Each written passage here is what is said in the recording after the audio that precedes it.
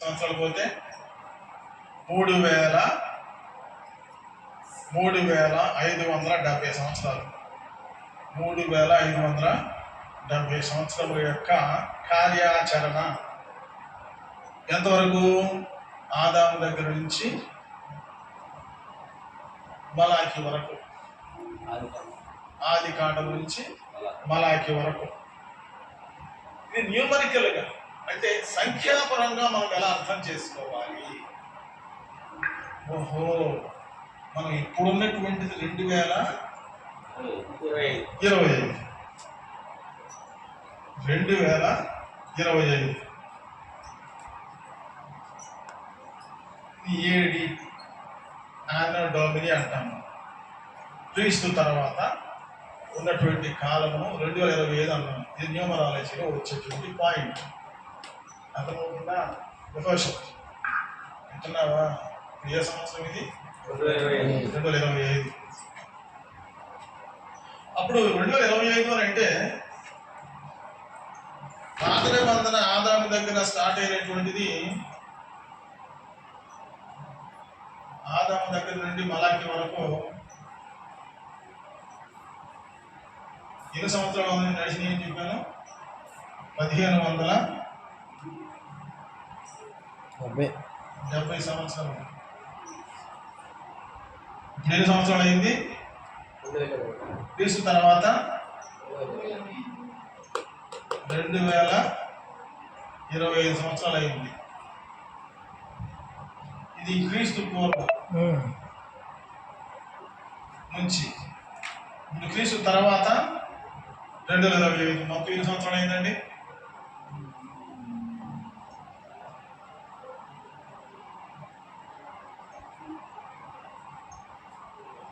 ఎన్ని సంవత్సరాలు అయింది? 3595 సంవత్సరాలు. ఎక్కడి నుంచి? ఆదాము దగ్గర నుంచి.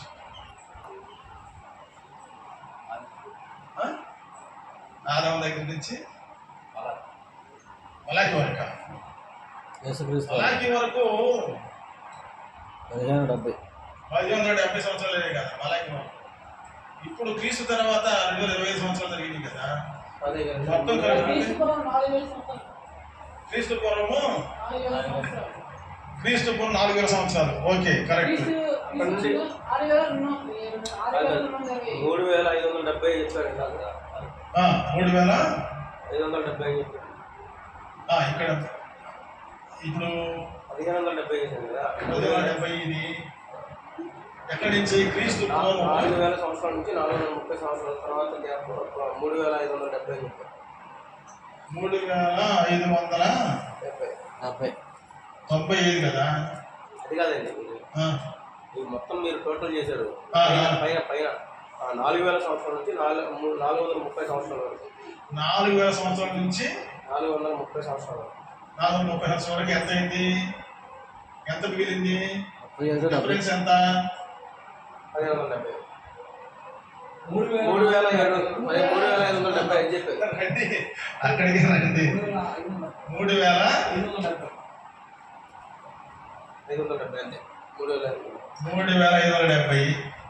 అప్పుడు ఈ 2025 కలుపుకుంటే 5595.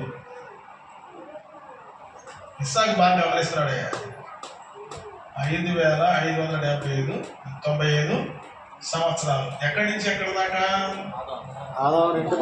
ఆదాము దగ్గర నుంచి. సో ఈ సంఖ్యాశాస్త్రము, న్యూమరాలజీ అనేటువంటిది చాలా ఇంపార్టెంట్ అన్నమాట.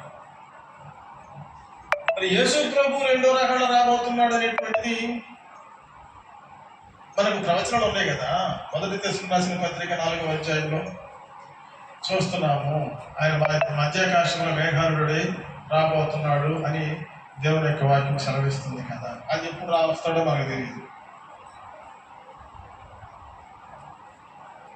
సో ఈ న్యూమరాలజీ, సంఖ్యాశాస్త్రము ఇవ్వబడింది కదా. ఈ పాత నిబంధన, ఓల్డ్ టెస్టమెంట్ ఎవరు రాశారు, ఎప్పుడు రాశారు అనేటువంటిది మనకు చాలా ముఖ్యంగా కావాలి. ఎందుకంటే మనం ఫాలో అయ్యేది బైబిల్ కాబట్టి, ధర్మశాస్త్రం కాబట్టి. ఎప్పుడు ఈయన జీవించాడు? మోషే ఎప్పుడు జీవించాడు? మోసెస్ ఓల్డ్ టెస్టమెంట్ లో 1495 BC అప్పుడు రాశాడు ధర్మశాస్త్రం. 1495 BC.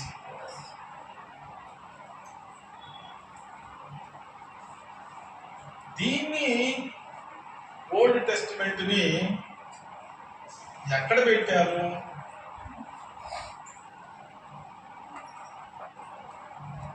ఇది ఎక్కడుంది?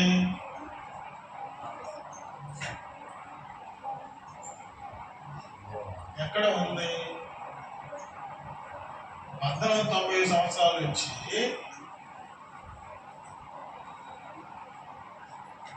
2280లో 240 నుంచి BC 285 సంవత్సరం వరకు ఉన్నటువంటి ఓల్డ్ టెస్టమెంట్ ఎక్కడుంది?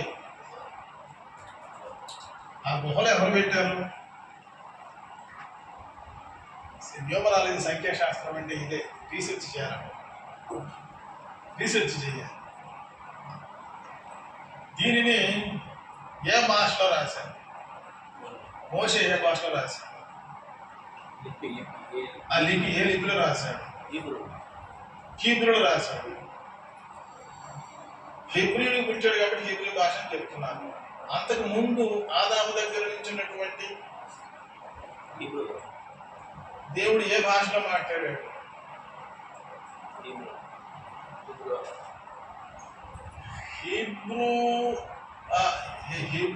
హీబ్రూ భాష చదివారు కాబట్టి, మాట్లాడారు కాబట్టి హీబ్రూలో అన్నారండి. అంతకు ముందు పేరు లేదు. పేరు లేదు, దాని కదా హీబ్రూ అని పెట్టారు. పేరు లేకపోవడం కాదు, ఉంది, భాష ఉంది. నెక్స్ట్ క్లాస్లో చెప్తాను. నెక్స్ట్ క్లాస్లో అదంతా చెప్తాను. అసలు ఆదామాములు ఏ భాషలో మాట్లాడారు దేవుడితో? దేవుడు ఏ భాషలో మాట్లాడాడు ఆదామాములతో? మోషే కాలం వచ్చేసరికి అబ్రహాం, ఇస్సాకు, యాకోబులకు లేవి పుడితే లేవి పుట్టినటువంటి వాడే కదా మోషే. ఎంతకాలం గడిచిపోయింది?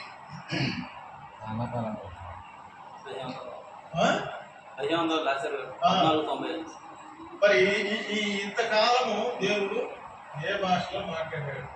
ఈ న్యూమరాలజీలో, సంఖ్యాశాస్త్రంలో చాలా ఇంపార్టెంట్ విషయం అన్నమాట. We want the reasons. We want the information how Bible was written, how God spoke to human beings, to Adam and Eve. దేవుడు ఆదాము హవ్వలతో ఏ భాషలో మాట్లాడాడు? మోషే ద్వారా ఏ భాషలో ధర్మశాస్త్రం రాయించాడు? రాయించక ముందు నోవహు ఏ భాషతో మాట్లాడాడు? నోవహుతో దేవుడు ఏ భాషలో మాట్లాడాడు?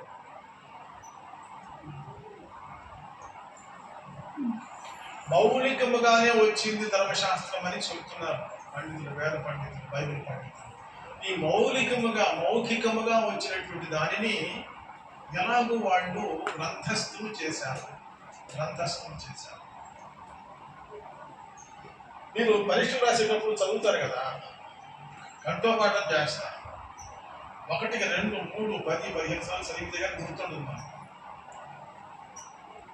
కానీ ఆ దినములలో పాపము లేనివారుగా, దోషములు లేనిటువంటి వారుగా ఉండినారు కాబట్టి మనుషులు జ్ఞాపక శక్తి పుష్కలంగా ఉండేదన్నమాట. జ్ఞాపక శక్తి ఆత్మీయంగా వాళ్ళు చాలా ఎత్తుగా, బలాఢ్యులుగా ఉండేటువంటి వాళ్ళు. అంతేకాకుండా మానసిక జ్ఞానము, దైవ జ్ఞానము, ఆత్మీయ జ్ఞానం ఎక్కువ ఉండేది వాళ్ళు. అందుకని వాళ్ళు దైవికంగా బ్రతకడానికి ఎక్కువగా 90% దైవికంగా బ్రతకడానికి ఎక్కువ వాళ్ళు ఆశించి జీవించారు. అందుకని దేవుడు వారితో నడవగలరు. నోవహు గురించి ఏమో రాయబడి ఉంది? నోవహు యెహోవాతో, దేవుడితో నడిచినవాడు. హానోకు దేవుడితో నడిచినవాడు. ఎలా నడవగలిగారు వాళ్ళు దేవుడితో? వాళ్ళు పరిశుద్ధంగా జీవించబట్టి, వాళ్ళ మాటలు నడక పడక మాటలంతా కూడా వాళ్ళు పరిశుద్ధంగా జీవించారు కాబట్టి నేను పరిశుద్ధుడై ఉన్నాను కనుక మీరు పరిశుద్ధులై ఉండగలను అనేటువంటి మాటలు ఇంట్లో చెప్పినట్లుగా వాళ్ళు పరిశుద్ధంగా జీవించారు కాబట్టి దేవుడు వారితో సహవాసం చేయగలిగాడు. దేవుడికి స్తోత్రం కలుగును గాక. ఆ విధంగా పరిశుద్ధంగా ఉన్నారు కాబట్టి పరలోక విషయాలను దేవుడు మనుషులతో, హానోకుతో, నోహుతో పంచుకున్నాడు, షేర్ చేసుకున్నాడు. నీవు పరిశుద్ధంగా జీవిస్తే, నిన్ను నువ్వు ప్రతిష్ఠించుకుని దేవుని యొక్క సన్నిధిలో పరిశుద్ధంగా పవిత్రంగా జీవిస్తున్నప్పుడే దేవుడు నీతో మాట్లాడతాడు. ప్రతి చల్లపూట కరెక్ట్ చెప్పాడు. ప్రతి చల్లపూట ఏంటి, చల్లగా ఉన్నప్పుడు, మనోహరంగా ఉన్నప్పుడు ఆ స్థలంలో, ఆ సమయంలో దేవుడు వచ్చి వారితో ప్రతిరోజు వారితో మాట్లాడుతున్నాడని వాక్యం చదివిస్తుంది. మనం థియాలజీ వేదాంతాన్ని ఇవాళ చెప్పడానికి మనం చాలా నేర్చుకున్నాం, కానీ are we following in our lives that theology? ఆ దైవాత్మ సిద్ధాంతాన్ని మన జీవితంలో, అనుదిన జీవితంలో లేవనాన్ని కాపాడి సాష్టాంగపడి, దేవా నాకు నూతన దినం ఇచ్చావు, నీకు స్తోత్రాలు ప్రభువా. ఈరోజు నీవు నన్ను నడిపించాలి, నాతో మాట్లాడాలి, నీ స్వరముని నేను వినాలి, నా మాట నువ్వు వినాలి ప్రభువా. నా మాటను విని నా కోరికను మన్నించి నన్ను బలపరిచిన వాడుకొని నువ్వు మహిమ పొందాలి, నీ కొరకు నేను బ్రతకాలి అనేటువంటి దృక్పథంతో ఉన్నప్పుడే దేవుడు తప్పకుండా మాట్లాడతాడు. వీళ్ళరా నిజంగా ఈ దేవునితో సహవాసము అనేటువంటిది ముందు చూస్తే బ్లెస్సెడ్ వన్, అది చాలా ఆశీర్వాదకరమైనటువంటిది, దీవెనకరమైనటువంటిది అన్నమాట. అందుకని అన్ని సంవత్సరాలు బ్రతికారండి వాడు. 930 సంవత్సరాలు ఆదాము బ్రతికాడు. మెతూషెల 949 సంవత్సరాలు బ్రతికాడు. ఆదాము 930 సంవత్సరాలు బ్రతికాడు. మరి నోవాహు 8 సంవత్సరాలు బ్రతికాడు, 950 సంవత్సరాలు బ్రతికాడు. 950 years మరి నోవాహు బ్రతికాడు. 600 సంవత్సరంలో నోవాహును షిప్ కట్టమన్నాడు. అప్పటికి అతని వయసు 600 సంవత్సరాల వయసు. 600 years ఏజ్లో నోవాహు, తన కొడుకులు, కోడళ్ళు అందరూ కలిసి ఓడని కట్టారు. 100 సంవత్సరాలు కట్టారండి. ఎక్కడి నుంచి వచ్చింది బలము? The spiritual strength of God granted by God.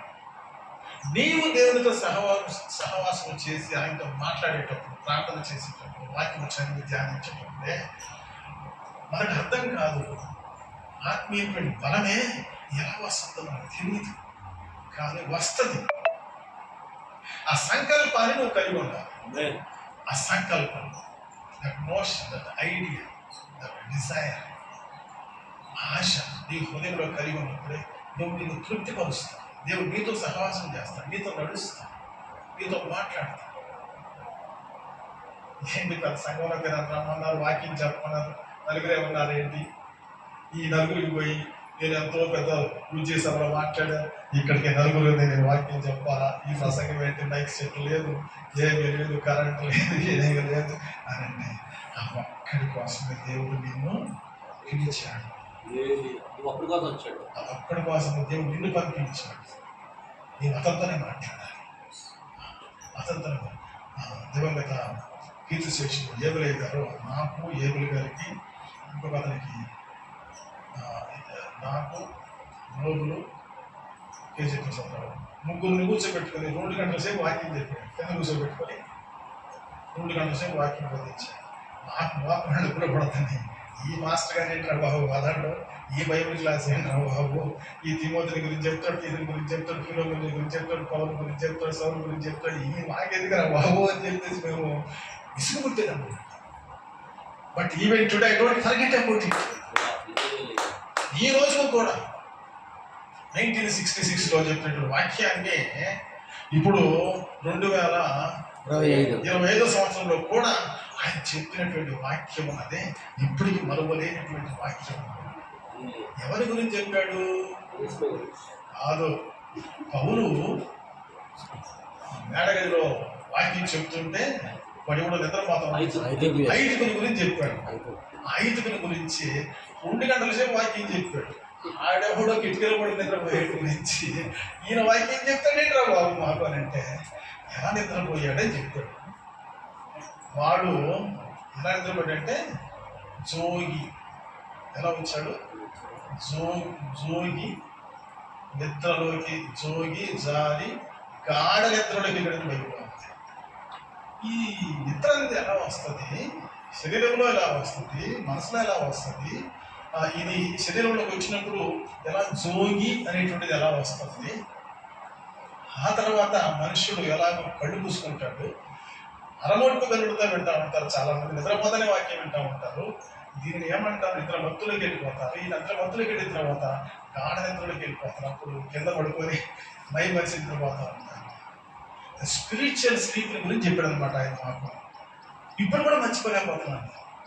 ఆత్మీయ జీవితంలో ఎలాగ వెలుగుగా ఉండాలి, నువ్వు ఆత్మీయ జీవితంలో ఎలాగ జోగి మత్తులోకి వెళ్ళిపోయి నిద్రపోతే, నీవు నిద్రపోతుంటే సైతానుడు లేచి పనిచేస్తూ ఉంటాడు నీకు వ్యతిరేకంగా.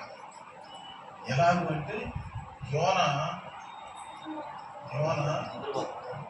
వాడు అడుగు భాగంలో అమరం యొక్క అడుగు భాగంలోకి వెళ్ళి నిద్రపోతాం. బయట ఏం జరుగుతా ఉంది, తుఫాను నుంచి మీద పడతా ఉంది. ఓ ఈ నిద్రపోతా నీకేం వచ్చిందని కెప్టెన్ వచ్చి అడిగాడు. ఒక క్రైస్తవుణ్ణి, ఒక ప్రవక్తని ఓడ నాయకుడి నుంచి గద్దిస్తున్నాడు. You are a servant of God, నీవు దేవుని సేవకుడు అయి ఉండి నిద్రపోతుంటే కూడా లేపవలసి నిన్ను ఒక లోకస్తుడు వచ్చి లేపుతున్నాడు అంటే అది ఎంత షేమ్, ఎంత అవమానకరం అని చెప్పాడు ఆయన వాక్యం. నాకు ఇప్పటికీ మర్చిపోలేనటువంటి. కాబట్టి నీవు దేవుని యొక్క ఆత్మ చేత రక్షించబడుతున్నప్పుడు దేవుని యొక్క ఆత్మ నీకు ఏదైతే బయలుపరుస్తున్నాడో, ప్రత్యక్షపరుస్తున్నాడో, వెంటనే ఆ రెఫరెన్స్ మెసేజ్ రాసుకోవాలి, విడిచిపెట్టుకోవాలి, మర్చిపోవాలి. నాకు జ్ఞాపకం ఉంటుంది ఏంటి అంటే నేను ఎన్ని రాసాను, డిగ్రీ చదివాను, అంతా బిబ్లికల్ స్టడీస్, థియాలజికల్ స్టడీస్, డిగ్రీలు బీకామ్ అన్నీ చదివి వచ్చాను. నేను సౌత్ కొరియా వెళ్ళాను, ఇక్కడికి వెళ్ళాను, అందరికి వెళ్ళాను, అంతలోకి వెళ్ళి ఏం వచ్చింది చివరికి ఒక్కడి జ్ఞాపకం లేదు.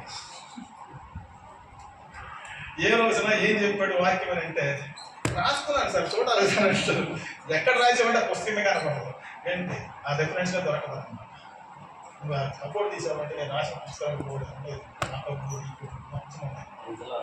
ఏ రోజున ఎక్కడ నేను వాక్యం వింటాను అదంతా చక్కగా రాసుకున్నాను. ఏం వాక్యం చెప్పాలో రాసుకొని వాక్యం చెప్తాను.